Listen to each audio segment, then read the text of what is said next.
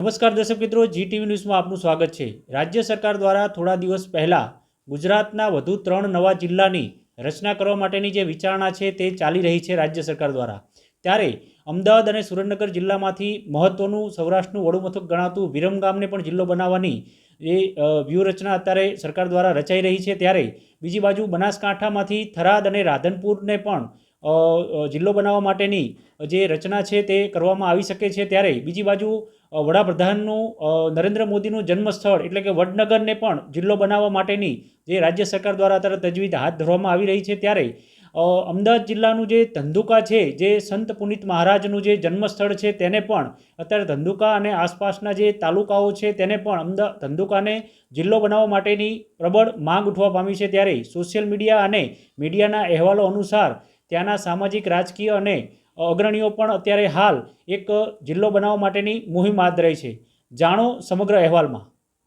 ગુજરાતમાં હાલ 33 જિલ્લાઓ સામાજિક, રાજકીય અને ભૌગોલિક વ્યાપાર દ્રષ્ટિએ જોવા મળી રહ્યા છે। ત્યારે તાજેતરમાં રાજ્ય સરકાર દ્વારા થોડા દિવસો પહેલા ગુજરાતમાં વધુ 3 જિલ્લા વિરમગામ, થરાદ અથવા રાધનપુર તેમજ વડનગરને જિલ્લાનો દરજ્જો આપવા માટેની રચના હાથ ધરાઈ રહી છે। તેવામાં થોડા દિવસો પહેલા મીડિયા અહેવાલમાં જિલ્લાના દરજ્જાને લઈને સમાચારો વહેતા થતા હાલ સમગ્ર ગુજરાતમાં બનાસકાંઠાના વિવિધ તાલુકાઓ તેમજ રાધનપુર, થરાદ અને અમદાવાદ જિલ્લાના વિરમગામ તેમજ ધોળકામાંથી જિલ્લો બનાવવા માટે પ્રબળ માંગ જોવા મળી રહી છે।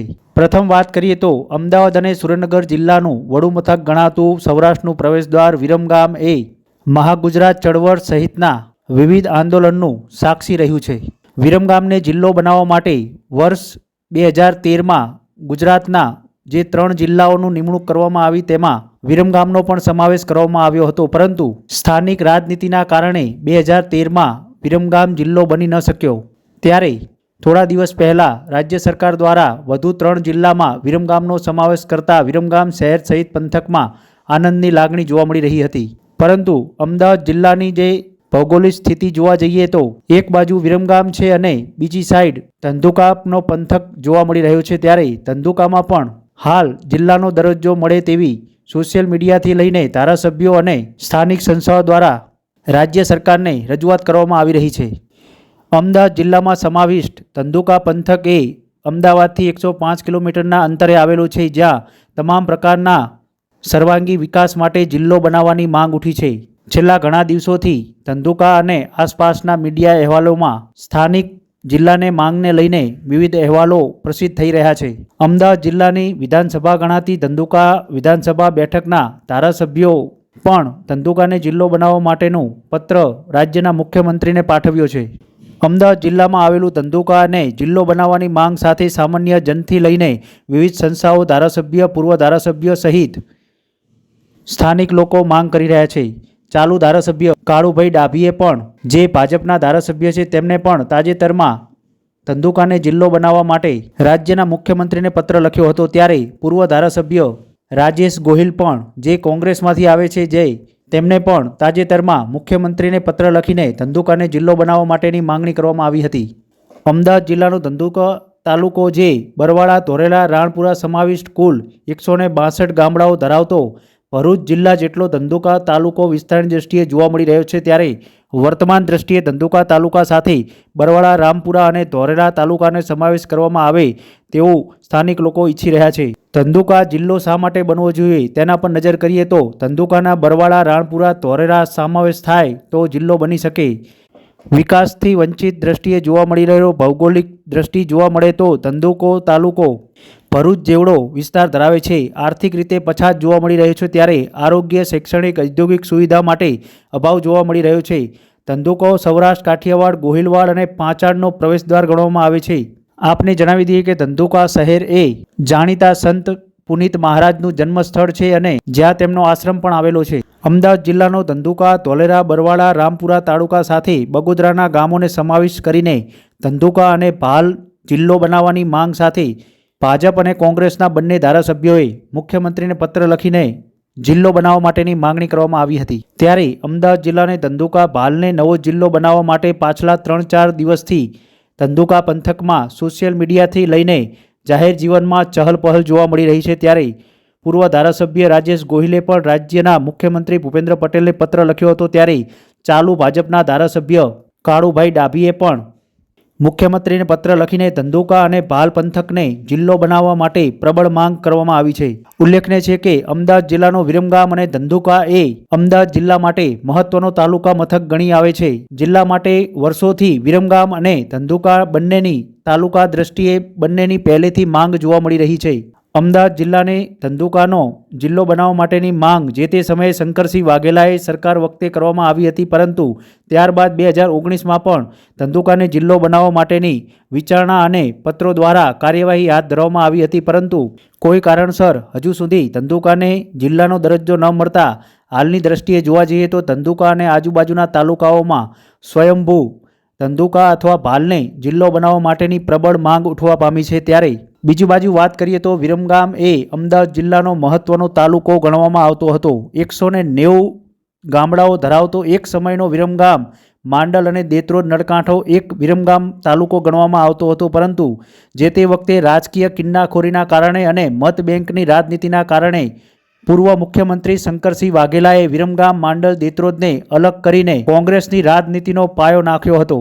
પરંતુ જોવા જઈએ તો અમદાવાદ જિલ્લાનો અત્યારે ધંધુકા પંથક એ ધોલેરા શહેર તરીકે જાણીતો છે અને વિરમગામ એ માંડલ અને બેચરાજી પંથક એ ઇન્ડસ્ટ્રીયલ હબ તરીકે અમદાવાદ જિલ્લાનો મહત્વનો તાલુકો જોવા મળી રહ્યો છે. ત્યારે મારુતિ અને હોન્ડા જેવી સહિતના વિવિધ 150થી વધુ પ્લાન્ટ ધરાવતી વિવિધ એકમો પણ અહીં આવેલા છે. ત્યારે વિરમગામને પણ જિલ્લો બનાવવા માટે પહેલેથી આંદોલન કરવામાં આવ્યા હતા. વિરમગામના યુવા શક્તિ ગ્રુપ સહિતના સ્થાનિક વેપારીઓ અને સામાજિક અગ્રણીઓ, રાજકીય અગ્રણીઓ દ્વારા પણ ભૂતકાળમાં પત્રો લખીને અને આંદોલન સાથે રાજ્ય સરકારનો રજૂઆત કરવામાં આવી હતી, પરંતુ આજ દિન સુધી વિરમગામને પણ જિલ્લો ન બનાવતા લોકોમાં કચવાટ જોવા મળી રહ્યો છે. ત્યારે તાજેતરમાં થોડા દિવસ પહેલા રાજ્ય સરકાર દ્વારા વિરમગામનો સમાવેશ કરવામાં આવતા જે વિચારણા ચાલી રહી છે, તેવામાં જ વિરમગામ પંથકમાં ખુશીની લાગણી જોવા મળી રહી હતી. ત્યારે હવે જોવાનું એ રહે છે કે દિવાળી આસપાસ અમદાવાદ જિલ્લાના વિરમગામ વડાપ્રધાન મોદીનું જન્મસ્થળ વડનગર કે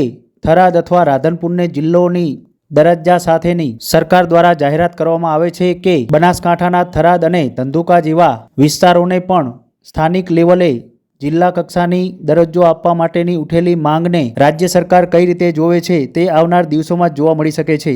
ત્યારે રાજ્ય સરકાર દ્વારા આગામી વિધાનસભાની બેઠકોને ધ્યાનમાં લઈને વિરમગામનું વિભાજન કરીને જિલ્લો બનાવવા માટેની હાલ તો સરકાર દ્વારા રચનાની તૈયારી ચાલી રહી છે. ત્યારે જો વિરમગામ જિલ્લો બને તો વિરમગામના બાજુમાં આવેલું સુરેન્દ્રનગર જિલ્લાનું છેલ્લું તાલુકો એટલે પાટડી, દસાડા તેમજ લખતર પંથકના ગામોનો સમાવેશ થઈ શકે, તેમજ નળકાંઠાના અને સાણંદ તાલુકાના ગામો તેમજ બાવળા પંથકને પણ વિરમગામના નવા જિલ્લા માટે સંકલનમાં લઈ શકે છે. ત્યારે આવનારા દિવસોમાં જ કહી શકાય કે રાજ્ય સરકાર દ્વારા કયા પ્રકારની જાહેરાત કરવામાં આવે છે તે જોવું રહ્યું. વિરમગામને જે જિલ્લો બનાવવાની જે સરકાર દ્વારા જે વિચારણા છે અને અત્યારે જે કાર્યવાહી હાથ ધરી છે, આપ કઈ દિશામાં જુઓ છો?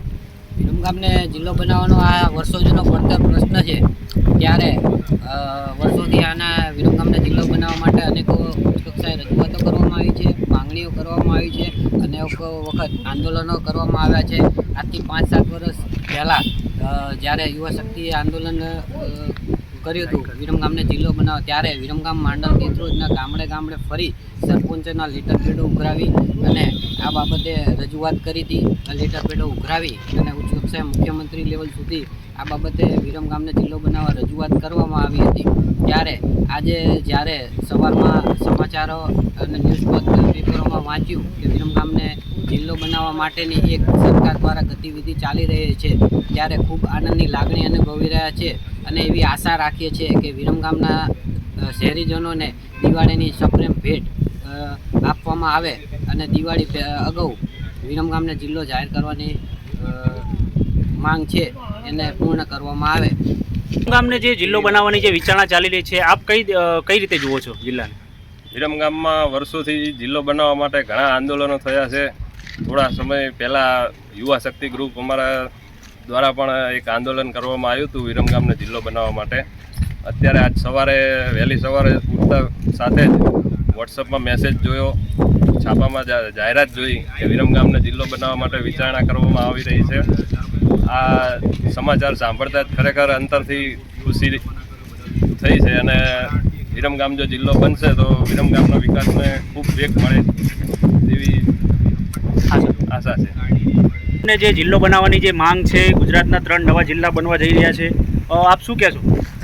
વિરમગામને જે જિલ્લો બનાવવાની વર્ષો જૂની માંગ 1998ની માંગને આજે ધારાસભ્યની અથાગ મહેનત દ્વારા જે પૂર્ણ કરવામાં આવી રહી છે તેને અમે આવકારીએ છીએ. વિરમગામવાસીઓ, વિરમગામના વેપારીઓમાં આ સમાચાર સાંભળી ખૂબ જ આનંદની લાગણી પ્રસરી રહી છે અને આ વિરમગામને જો જિલ્લો બનાવવામાં આવે તો વિરમગામના વેપારીઓને આનો ખૂબ જ મોટો લાભ મળી રહે છે.